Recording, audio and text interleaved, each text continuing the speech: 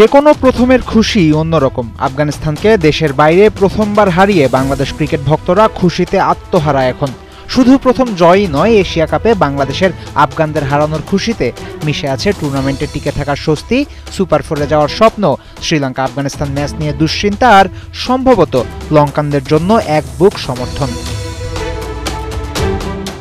র্যাঙ্কিংয়ে আফগানদের চেয়ে 2 ধাপ এগিয়ে আছে শ্রীলঙ্কা। নামের ভারেও লঙ্কানরাই এগিয়ে। মাঠের খেলাতে সেখানেও পরিষ্কার ফেভারিট শ্রীলঙ্কা। 2 দল এখনো পর্যন্ত 7 বার মুখোমুখি হয়েছে।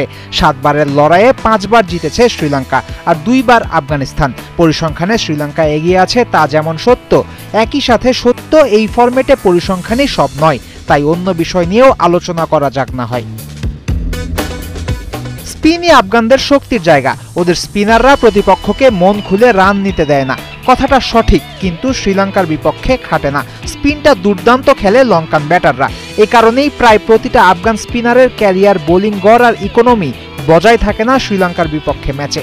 অবশ্য ব্যতিক্রম মোহাম্মদ নাবি। শ্রীলঙ্কা আফগানিস্তান লড়াইয়ে 7 ম্যাচে 8 উইকেট নিয়ে সর্বোচ্চ উইকেট শিকারীদের একজন, আফগানদের দ্য প্রেসিডেন্ট।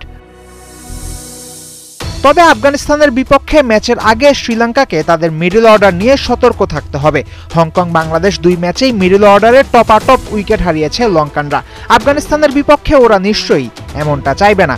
অবশ্য এখানে শ্রীলঙ্কাকে ভরসা দেবেন পাথুম নিসাঙ্কা। দুর্দান্ত ফর্মে আছেন এই ডানহাতি। আফগানিস্তানের বিপক্ষে 154 স্ট্রাইক রেট এবং 27 গড়ে ব্যাট করেন ওপেনার। শ্রীলঙ্কার পকেটে 4 পয়েন্ট আছে, নেট রান রেটও ভালো। যদি ওরা শেষ ম্যাচে সেরা খেলোয়াড়দের রেস্ট দেয়। আপনার ভয় যৌক্তিক, কিন্তু তেমন সম্ভাবনা নাই বললেই চলে।